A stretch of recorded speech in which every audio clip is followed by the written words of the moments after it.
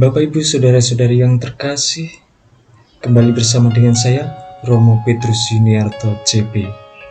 Pada kesempatan kali ini kita akan merenungkan perkataan Yesus adalah perkataan hidup yang kekal.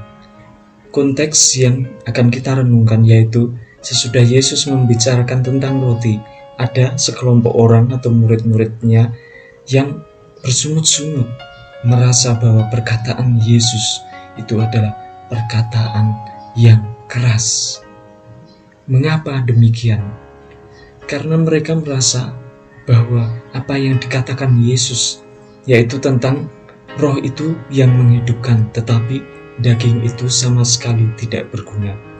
Kata-kata ini membuat murid tidak mengerti bahwa apa yang dikatakan Yesus ini sungguh nyata, di mana ketika mereka merasa bersungut-sungut, mereka tidak memaknai, tetapi larut dalam kata-kata yang mungkin tidak dimengerti.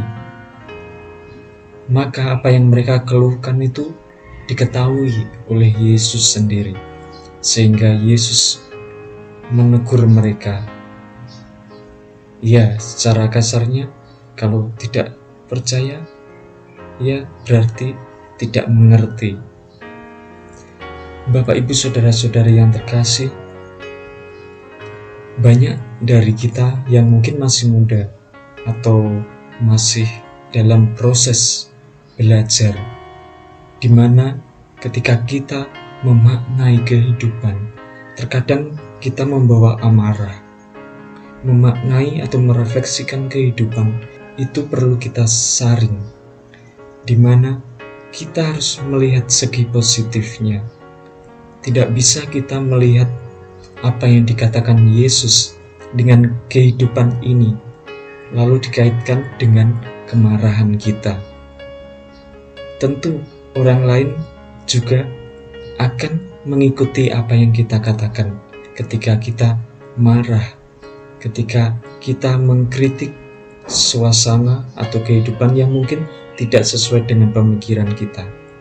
Namun Bapak, Ibu, Saudara-saudari yang terkasih, ketika kita menggali sabda Tuhan, kita perlu melihat paralelnya, yaitu keseluruhan kitab suci, dan juga melihat kebenaran atau kenyataan apa yang Yesus lakukan dalam kitab suci itu, dalam kehidupan kita juga. Jadi dikaitkan, ketika kita memaknai, kita dapat memaknai secara benar, sehingga sabda apa yang dikatakan oleh Yesus itu dimengerti secara baik, tidak disalahpahami.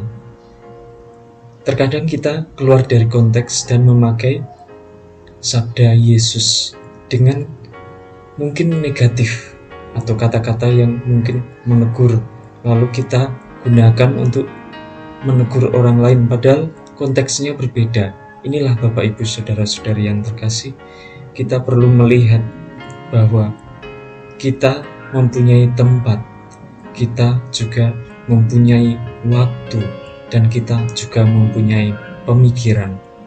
Dari ketiga hal ini, tempat, waktu, dan pemikiran, kita perlu untuk melihat secara jelas apa yang disabdakan Yesus, sehingga kita tidak marah dengan kata-kata yang mungkin tidak menegur aslinya, tetapi kita menanggapi secara negatif kata-kata itu, sehingga efeknya adalah pada pewartaan kita yang sebenarnya itu lembut, baik hati, ataupun juga mengampuni orang.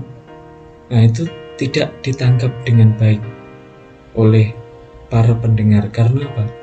Karena apa yang kita katakan itu sungguh-sungguh seperti memprovokasi orang lain untuk inilah makna yang sebenarnya, atau makna yang mungkin mempengaruhi hidup kita, membuat kita marah.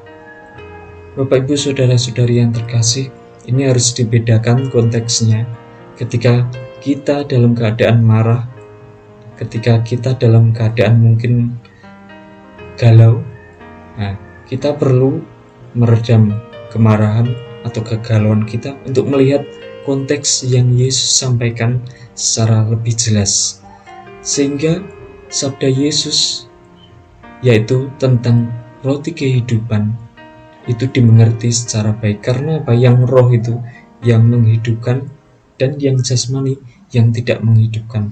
Lalu ada pertanyaan, bagaimana kehidupan ini harus disertai dengan makanan juga, dengan hal-hal yang duniawi juga, sehingga menghidupkan kita. Nah, pertanyaan itu kadang-kadang membuat kita mungkin, oh iya, kita harus memikirkan ulang, sehingga kata-kata itu seperti benar. Padahal bukan begitu. Kita harus memberikan saringan atau pemaknaan yang benar-benar jernih, tajam, yaitu kita melihat semua pengalaman hidup kita. Apakah kita dalam semasa hidup kita itu ada tekanan sehingga membuat kita pemaknaannya itu negatif? Kita perlu memaknai secara positif, yaitu kita mendorong orang lain untuk bersemangat, untuk setia, untuk tekun, dan untuk melihat Yesus secara lebih positif. Inilah Bapak Ibu Saudara-saudari yang terkasih yang perlu kita pelajari, yaitu adalah melihat kebaikan Tuhan di dalam hidup. Karena kebaikan Tuhan tidak bisa kita lihat dari satu sisi. Kita harus melihat sisi apa yang dialami oleh semua umat beriman.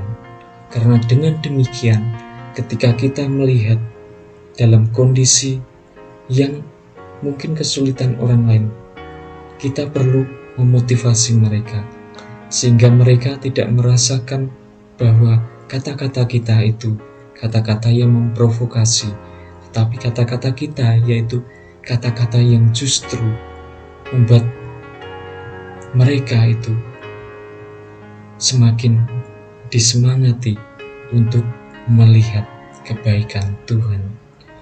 Kita mendukung mereka dengan cara berkata-kata yang baik dan benar, sehingga mereka terdukung, dan mereka yang merasakan ketidakadilan itu juga disemangati. Dan kita sebagai orang yang beriman perlu mendoakan mereka. Inilah bukti keterkaitan kehidupan religiusitas secara bersama. Bapak Ibu Saudara-saudari yang terkasih, tentu perubahan zaman semakin berbeda. Banyak orang yang memiliki rasa mungkin ketidakpuasan terhadap kehidupan, tetapi kita perlu meneguhkan mereka. Bapak Ibu Saudara-saudari yang terkasih, ketika Yesus mengungkapkan demikian dan mereka lari kabur atau mereka tidak menerima apa yang dikatakan Yesus, lalu Yesus meneguhkan murid yang lain. Dan secara jernih Petrus menanggapi bahwa kata-kata Yesus adalah kata-kata yang menghidupkan. Mengapa demikian? Karena kita melihat pada bacaan pertama, yaitu pengalaman Petrus, di mana Petrus menyembuhkan Eneas, yaitu orang yang lumpuh sejak lama, dan ia dapat sembuh ketika ia berada di Lida. Di Yope ada wanita yang dikatakan sudah meninggal dunia, tetapi karena ada orang yang percaya bahwa Petrus dapat menyembuhkan, mungkin juga menghidupkan, maka Petrus diminta untuk ke Yope. Karena di Lida dan Yope itu dekat, maka Petrus diminta untuk pergi ke Yope. Dan Tabita pun terbangun melihat Petrus. Inilah Bapak Ibu Saudara-saudari yang terkasih, apa yang dilakukan oleh Petrus ini membuktikan iman, bahwa ia melihat apa yang dikatakan Yesus secara positif, dan juga disampaikan oleh Petrus melalui iman dan melalui perkataan serta perbuatan yang positif pula, sehingga ia tidak menunjukkan kemarahan. Padahal dalam hidupnya ada kesulitan, tetapi ia tidak menunjukkan kemarahan. Justru ia memaknai hidup secara lebih positif dan mengungkapkannya dalam cara yang positif pula. Sehingga perkataan yang menghidupkan itu sungguh-sungguh dihidupi dan dinyatakan oleh Petrus, bahwa Petrus dapat membangkitkan orang yang sudah meninggal dunia. Bapak, Ibu, saudara-saudari yang terkasih, semoga dalam pengalaman hidup kita semakin dijernihkan untuk melihat pengalaman hidup yang mungkin terkadang negatif, dan kita dapat menyampaikannya atau memaknai secara positif. Semoga Tuhan memberkati. Amin.